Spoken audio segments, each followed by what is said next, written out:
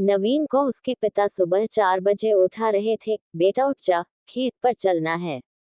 नवीन को बहुत गुस्सा आ रहा था। उसने कहा, बाऊजी अभी जाकर क्या करेंगे, अभी तो दिन भी नहीं निकला है। वहाँ क्या नजर आएगा। नवीन के पिता मोहनलाल जी ने कहा, बेटा यही सही समय है खेत में काम करने का, दोपहर को सो लेना। झुंझला कर नवीन उठा और पिता के साथ खेत पर पहुंच गया। दोनों बाप बेटे अपने खेत पर काम करने में जुट गए। नवीन को खेत पर काम करना अच्छा नहीं लगता था। वह तो पढ़ लिख कर शहर जाना चाहता था, लेकिन मोहनलाल जी चाहते थे कि उनका बेटा खेती करे। शहर का जीवन उन्हें पसंद नहीं था। सूरज सर पर चढ़ाया था, तेज गर्मी से बुरा हाल था। दोनों बाप बेटे काम अधूरा छोड़कर घर की ओर चल देते हैं। अब शाम को 4 बजे दोबारा काम पर लौटेंगे। रास्ते में एक दुकान के बाहर मोहनलाल जी के पुराने दोस्त रोशन जी मिल गए। उन्हें देखते ही मोहनलाल ने कहा, रोशन यहाँ दुकान पर बैठकर क्या कर रहा है? रोशन ने कहा, बस कुछ सामान लेने आया था। तू सुना खेत से आ रहा है क्या? नवीन ने रोशन जी के पैर छुए तो वो बोले, लगता है बेटे को खेती सिखा रहा है। इसे यही गांव में रखने का विचार है क्या? अरे इसे पढ़ने दे, फिर शहर में अच्छी सी नौकरी लग जाएगी। ये सुनकर मोहनलाल जी ने कहा, अरे क्या रखा है शहर में, पैसों के पीछे पागल हैं लोग। वैसे तू सामान लेने क्यों आया, आज क्या घर में दावत है? रोशन जी ने झेपते हुए कहा, वो कल कमल का फोन आया था, वो छुट्टी मनाने के लिए घर आ रहा है अपने बच्चों के साथ। मोहनलाल जी ने कहा, और तू लग गया मेहमान नवाजी करने, तेरा बेटा छुट्टी पर पिकनिक मनाने आ रहा है। क्या फायदा, बच्चे मेहमानों की तरह आते हैं, हम उनका स्वागत करते रहते हैं। 2 दिन बाद वो चले जाते हैं। कभी तू भी गया है शहर उनके घर? रोशन ने शर्मिंदा होते हुए कहा, हाँ भाई, कह तो तू ठीक ही रहा है, जब से शहर गया है बस साल में 1-2 बार अपनी गाड़ी लेकर पिकनिक मनाने आ जाते हैं। 10 दिन पहले फोन कर देते हैं, हम पूरा घर सजाने में लग जाते हैं और 2 दिन बाद मेहमान की तरह चले जाते हैं। रही बात मेरे जाने की, तो उनके फ्लैट में हमारे लिए जगह ही नहीं है। नवीन को इन बातों से चिढ़ हो रही थी। वह बोला, क्या चाचा आप भी कमल भैया को बुरा बोल रहे हो? जानते हो वो कितनी बड़ी कंपनी में मैनेजर हैं। गरीब की दोस्ती। मैनेजर, अरे जो अपना घर मैनेज नहीं कर पाया, अपने माता पिता को बेसहारा छोड़ गया, वो कंपनी क्या मैनेज करेगा? पढ़ लिख कर पैसों के पीछे अपने परिवार को छोड़ देना कहाँ की समझदारी है? मोहनलाल जी ने उसकी बात काटते हुए कहा। नवीन को उनकी बात बुरी लग रही थी। इधर रोशन जी शर्म से पानी पानी हो रहे थे। वो बोले, अब जैसा भी है ठीक है। अच्छा मैं चलता हूँ। उनके जाने के बाद दोनों बाप बेटे घर आ जाते हैं। नवीन और उसके पिता के विचारों में कोई मेल नहीं रह गया था। माँ बिमला जी ने नाश्ता बनाया, दोनों नहा धोकर नाश्ता करने बैठे ही थे, तभी बाहर गाड़ी की आवाज सुनकर दोनों बाहर निकल आए।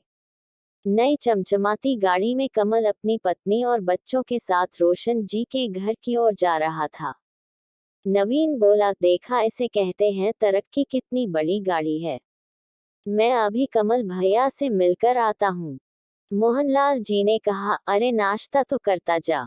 लेकिन नवीन उनकी बात सुने बगैर रोशन जी के घर की ओर चल दिया। मोहनलाल जी ने कहा, बिमला सुन, तेरे बेटे पर शहर का रंग चढ़ रहा है। ये भी एक दिन हमें छोड़कर भाग जाएगा। बिमला जी ने कहा, कहाँ, जरा से बच्चे के पीछे पड़ गए, अभी तो वो 8वीं में पढ़ रहा है। मोहनलाल जी बाहर पेड़ के नीचे खाट बिछाकर आराम करने लगे। बिमला जी अपने काम में लग गईं। इधर नवीन कमल भैया से मिलकर आया, वह बहुत खुश था।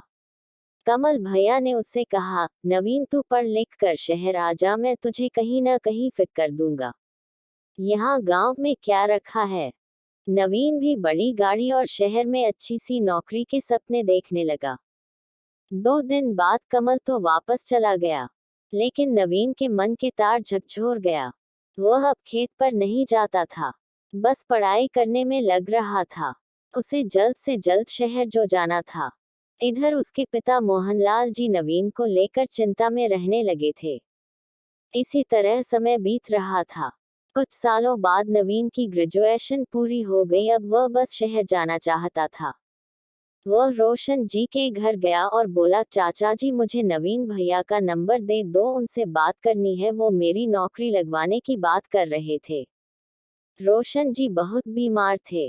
उन्होंने कहा, बेटा जानता है तेरे पिता ठीक कह रहे थे, मैं पिछले 1 साल से बीमार हूँ, कई बार बेटे को फोन कर चुका हूँ लेकिन एक बार भी मुझसे मिलने नहीं आया।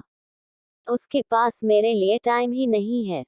लेकिन नवीन को कुछ समझ नहीं आ रहा है।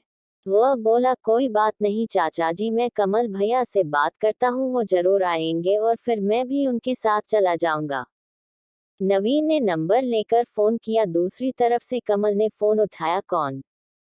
भैया मैं नवीन बोल रहा हूँ आपके गांव से, वो आपने नौकरी के लिए कहा था। कमल ने कहा, मेरा उस गांव से और गंवार लोगों से कोई मतलब नहीं है। मैं अगले महीने कनाडा जा रहा हूँ। मेरे पिता ने फोन कर करके मेरा दिमाग खराब कर दिया, अब पूरे गांव में नंबर बांट रहे हैं। आज के बाद फोन मत करना। ये कहकर कमल ने फोन काट दिया। नवीन को बहुत बड़ा झटका लगा। उसके तो सारे सपने टूट गए। वह उदास होकर अपने घर आया। मोहनलाल जी ने कहा, क्या हुआ, हो गई कमल से बात? नवीन ने सारी बात बता दी। ये सुनकर मोहनलाल जी ने कहा, जानता है उसने ये सब क्यों कहा? जब 1 साल पहले वह आया था तो अपना घर और खेत बेचना चाहता था। रोशन ने ये सब बेचने से मना कर दिया। बस इतनी सी बात पर माँ बाप से रिश्ता तोड़ लिया और वही गुस्सा उसने तेरे ऊपर निकाल दिया। पैसे की भूख ने उसे अंधा बना दिया। ये सुनकर नीवन को भी बहुत बुरा लगा। लेकिन पापा इस जमीन को बेचना क्यों चाहते हैं कमल भैया? मोहनलाल जी ने कहा, मैंने रोशन के कहने पर शहर जाकर पता किया था। उसकी नौकरी छूट गई थी। किश्तों पर फ्लैट और गाड़ी ले रखी थी। उसे ही भरने के लिए पैसे चाहिए थे और फिर वो विदेश जाने के चक्कर में था। बाकी बचे पैसों से विदेश में जाकर सेट होना चाह रहा था। वो तो मैंने रोशन को समझाया, वरना इस उम्र में खेत मकान बेचकर बेटे के पीछे पीछे भागता रहता और वो नालायक इसे धक्के मारकर सड़क पर भीख मांगने को मजबूर कर देता। अब 1 साल से अपने बाप को देखने भी नहीं आया। नवीन के सर से शहर जाने का भूत उतर चुका था। वह मोहनलाल जी के गले लगकर रोने लगा, बाऊजी मुझे माफ कर दीजिए। मैं अब यहीं रहकर नए ढंग से खेती करूंगा। जितने पैसे शहर में कमाकर वहीं खर्च करने हैं, उतने तो हमारे खेतों से आ जाएंगे और अपनी मर्जी के मालिक होंगे, किसी की गुलामी नहीं करनी पड़ेगी। मोहनलाल जी और बिमला जी नवीन की बातें सुनकर बहुत खुश हुए। मोहनलाल जी ने कहा, चल मेरे साथ रोशन जी के घर चलते हैं। उसका भी तो ध्यान रखना है। उससे कहता हूँ कि मेरा बेटा अब शहर नहीं जा रहा और तेरा भी ध्यान रखेगा। नवीन रोशन जी के घर गया। फिर कुछ दिन बाद उन्हें लेकर शहर पहुंच गया। वहां उनका अच्छे से इलाज करवाया। कुछ दिन में रोशन जी बिल्कुल ठीक हो गए। नवीन ने अपने दोस्तों को भी शहर जाने से रोका। सबने मिलकर नए तरीके से खेती शुरू की। कुछ ही सालों की मेहनत से नवीन ने गांव में नया घर बना लिया, बड़ी सी गाड़ी ले ली।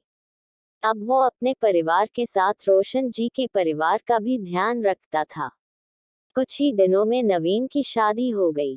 आज नवीन और उसके दोस्त गांव में रहकर तरक्की कर रहे हैं और अपने आसपास के लोगों को भी प्रोत्साहन दे रहे हैं कि वे शहर न जाएं।